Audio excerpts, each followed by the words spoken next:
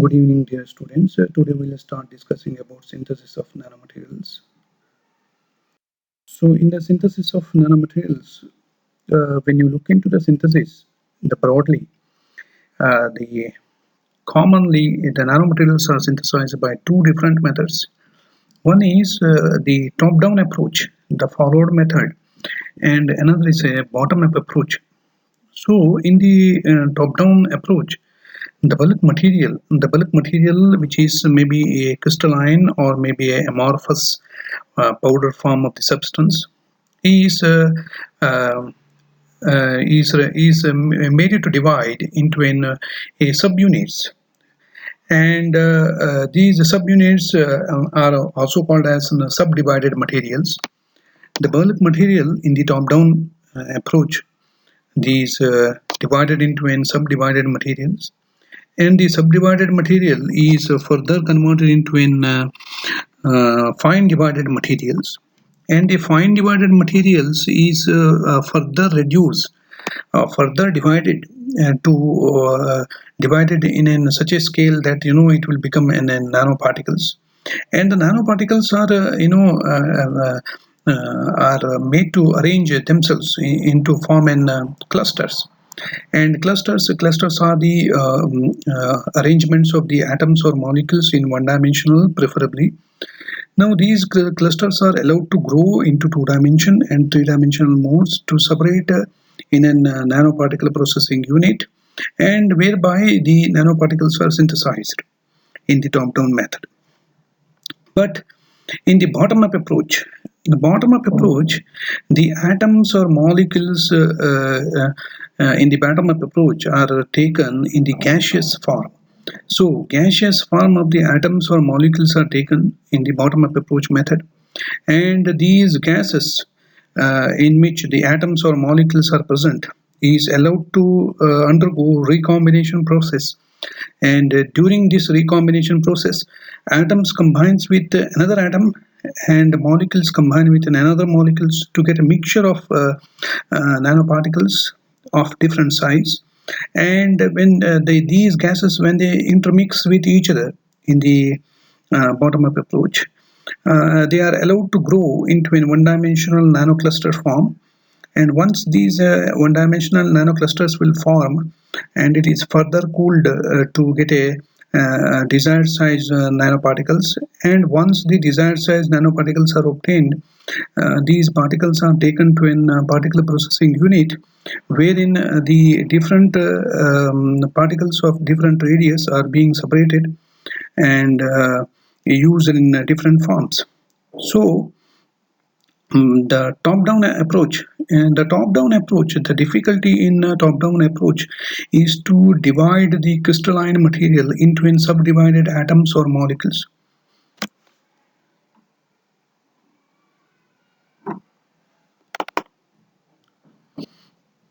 That is the difficulty of the top-down approach. And further, the subdivided material is converted into a fine divided materials. That is also one of the drawback. It is very difficult to convert a bulk material which is in the especially in the three-dimensional form, crystalline form, to convert into a subdivided materials, and as well as fine divided materials. A lot of energy is required to convert into a nanoparticles.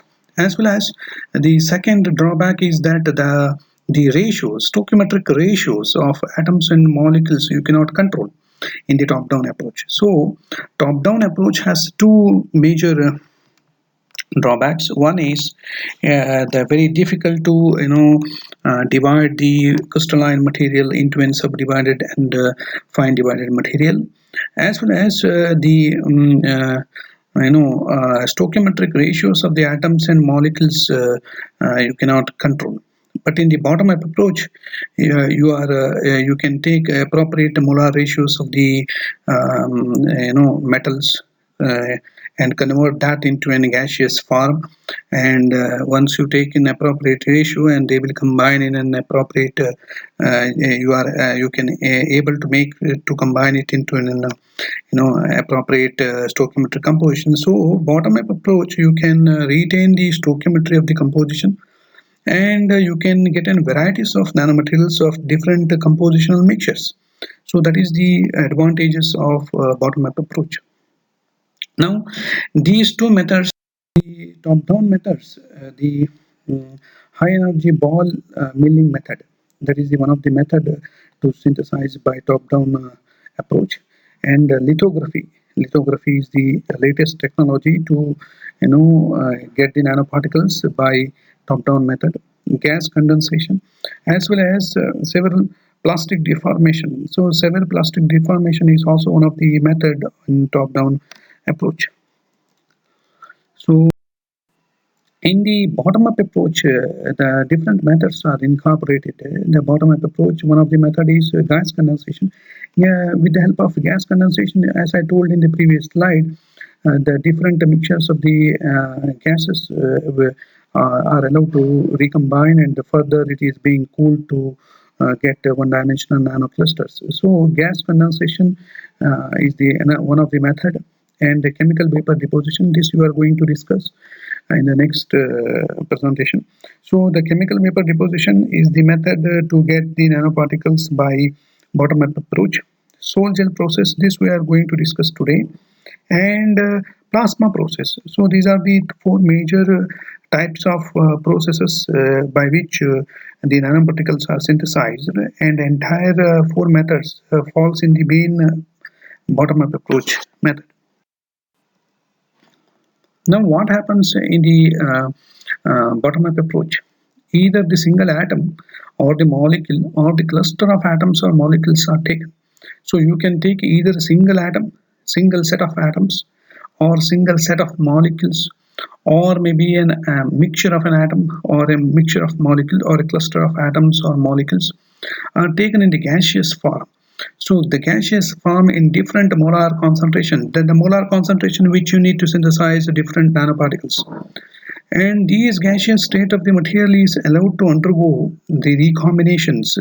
Once they undergo recombinations, the recombination is the intermixing of different gaseous forms of the atoms and molecules, and to grow in the form of an one-dimensional nanoclusters. So the gaseous state of the materials is allowed to undergo recombination process to form one-dimensional nanoclusters, and these one-dimensional nanoclusters are allowed to grow into two-dimension, and slowly it is if it is try to form in a crystal, you can either grow into a three-dimensional nanomaterials. So the nanomaterials are taken into a particle processing unit. Once it grows of different purposes, you can isolate one dimension, two dimension, as well as three-dimensional, and the nanomaterials are taken into a particle processing unit, and wherein it is being processed to get the desired size of the nanoparticles, to obtain desired size. And once you maintain size, the shape of the nanomaterials also can be modified. So whereas in the top down method, bulk materials usually, most of the bulk materials are present in 2D, that is amorphous form, 3D, that is in crystalline form. So 2D or 3D form of the substance is divided into in subdivided atoms or molecules, and these subdivided atoms or molecules is further divided into in fine divided materials, and the fine divided materials are further processed into a microscopic very small sized nearer to nanoparticles size. And once these nanoparticle size materials are formed, these are being taken into a nanoparticle processing unit, wherein the size is controlled by certain chemical and physiochemical process, and different types of nanoparticles or nanoclusters or nanostructures are isolated. So the very important method from the point of examination, that is the Sol gel method. The Sol is the mixture when solid particles are dispersed into a liquid, and gel is the mixture where liquid particles are suspended into a solid. Now, the sol gel method is the chemical transformation of sol, that is solid dispersed in liquid, into a liquid dispersed in solid. The process refers to hydrolysis and condensation of metal oxide. There's 6 steps are involved in this process, and in the first step of the process, the precursor material, that is the starting material, is the metal oxide. The metal oxide, M is the metal here, and O is an oxygen, and R is an alkyl group. So you can take metal oxide as a sodium ethoxide or sodium methoxide as a metal oxide as a precursor, because these metal oxides are easy to undergo hydrolysis. And any metal oxide you can take in the sol gel method, and the formation of different stable solutions of alkoxide and the solvated metal precursors. So what happens when you take a metal oxide and treat with the water? So when you take a metal oxide, metal M is the metal. Usually you can take any metal like lithium, potassium, sodium, calcium, magnesium, so on, strontium, any kind of metal. But it should be an alkoxide form, that is an oxygen connected with an R, CH3 or C2H5, the primarily. So the metal oxide, when it reacts with the water, it will give you metal hydroxide and an alcohol. So, for example, sodium methoxide, NaOC2H5, reacts with water. If it reacts with water, and it will form NaOH, that is the metal hydroxide, plus a C2H5OH. Now, this hydrolysis is carried out in such a way that the incomplete hydrolysis is formed. So, the part of the metal oxide, metal hydroxide should form, and the part of the metal alkoxide should remain in the solution. So in this step 2, gelation resulting from the formation of an oxide or an alcohol bridge network. So a gelation will be formed by the product, which is metal hydroxide. The partially formed metal hydroxide reacts with the metal alkoxide again, and in presence of a formed alcohol, and the polycondensation, which results in a dramatic increase in the viscosity of the solution. So what happens in the next step is the metal hydroxide reacts with metal alkoxide again. So you have an alkoxide, that is the oxide linkage, and an hydroxide, that is also an oxide linkage. So both will start reacting, that is MOH reacts with an ROH, MOR, and it will form an MOM, that is metal oxide metal. MOH reacts with an MOR, that is the metal alkoxide, reacts with the metal hydroxide, formed metal hydroxide, and it will form metal oxide metal, and it forms again ROH. And this is the first molecule of MOM forms. When the first molecule of MOM forms, this MOM reacts with the another molecule of an MOM, that is the metal oxide metal, continuously, and it will result in the formation of a polycondensation, and a continuous network of MOM continuous it will form. And this will increase the viscosity of the solution, since this is the continuous network of a gel.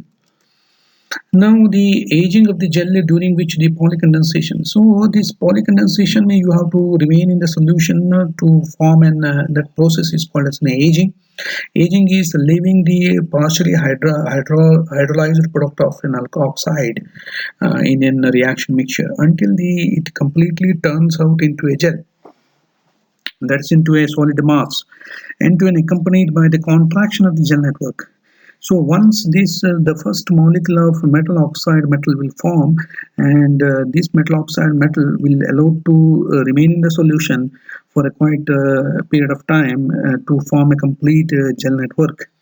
And gel network is to undergo the expulsion of the formed alcohol as well as the loosely bound hydroxyl groups, and the gel network contracts and an expulsion of solvent takes place to form a solid mass. So the third step is the aging of the gel, where metal hydroxide is allowed to stand in a solution with the metal alkoxide, and during which continuous network of metal oxygen metal will form, and that metal oxygen metal will convert into a polycondensation network, and the polycondensation network results in the formation of a gel will expel the ROH, that is the alcohol which is formed during the reaction, as well as some loosely bound hydroxide, and gel network will slowly transforms into an solid mass. So this is the process which will happen in the third step. So once the continuous network of metal oxygen metal gel will form, the fourth step is drying of the gel. Now in the drying of the gel, two types of drying will be carried out. So when the water and alcohol and loosely bound hydroxyl groups in the gel network is allowed to expel uh, by thermal evaporation, so that results into an zero gel. So if these solvents, that is the alcohol which will be formed during hydrolysis, water and the loosely bound hydroxyl groups are removed by supercritical or near supercritical conditions, the product you get in aerogel. So the two types of gel networks are usually isolated in the case of nanomaterials. One is a zero gel, where the thermal evaporation is carried out to remove the formed alcohol solvent and the loosely bound hydroxyl groups, as well as the water that you get in zero gel. And if it is done with the help of supercritical condition, you get an aerogel. So once you get dried product, you get a solid mass. Gel is now converted into a semi-solid to a solid mass. Once these solid mass will be formed, the fifth step is the dehydration, the complete removal of water. Now dehydration is carried out at a temperature of 100 to 200 degrees Celsius, during which surface bound metal hydroxyl groups, this is very important, some of the loosely bound metal hydroxyl groups which will not be removed during conversion of gel into solid mass will be removed during drying process. Loosely bound metal hydroxyl groups are removed and they are being stabilized by gel against rehydration, and this is normally achieved by the further process. After the drying, the solid is further increased with the temperature to undergo calcination process. Calcination is carried out usually at a temperature of 700 to 800 degrees Celsius. So the fifth process is the drying and calcination. Drying is to remove the surface bound MOH groups at a temperature of 100 to 200 degrees Celsius. Further, it is being temperature is raised to 800 degrees Celsius to achieve the calcinated product.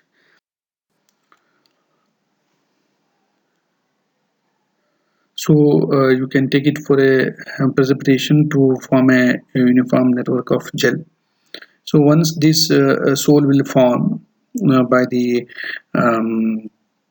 partial hydrolysis, now you can take that directly into a spinning process to get fibers, nanofibers you can get, or else you can take into an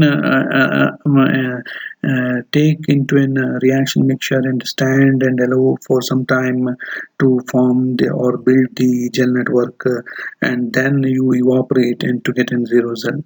So and zero gel, upon further heating, will give you dense ceramic or a glass, and or you can take this gel into supercritical condition to get an aerogel.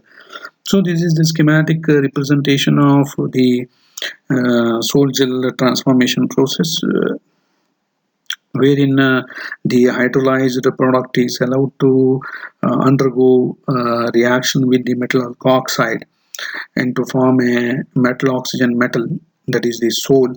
Once these metal oxygen metal will form, the gel network will start forming, and the gel network is you can directly take and coat on a glass substrate to evaporate the solvent and the loosely bound hydroxyl ions as well as water to get xerogel film, or you can allow in the solution to form a continuous network.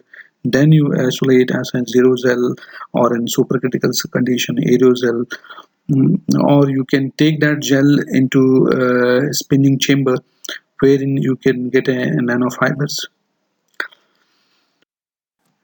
Now in the sixth step of the process, the densification and decomposition of the gel. Now densification to increase the number of concentration of atoms or molecules which has formed during the conversion of gel into a solid mass, and decomposition is carried out at a temperature of almost 800 degrees Celsius. Now in this process, if at all any porous structures which are present in the gel while converting into a solid, if at all anything is present, some structures, the pores of the gel networks are collapsed and the remaining organic species are volatilized. So any amount of organic species are present, if at all, it gets volatilized and the pores of the gel networks are collapsed during this process. The process is called as an densification and followed by decomposition. Now the advantages of Sol-Gel method. The first advantage is a high purity and homogeneity. So homogeneity of the, you can control the metal alkoxide ratios and the formed metal hydroxide, and the purity of the nanomaterials are high in this process. Requires low temperatures, so it operates, the process is very simple to operate, and it does not require any high temperature to form the nanoparticles. So the requires low temperatures, room temperature, you can carry out the Sol-Gel transformations, and easy to control the shape and the size of the nanoparticles. So molar ratios of the metal alkoxide and the formed metal hydroxide, the sizes of the nanomaterials you can easily control, and the shapes of the nanoparticles are also being controlled. So very easy to control the shape and the size of the nanomaterials. Now example synthesis of titanium dioxide. Thank you.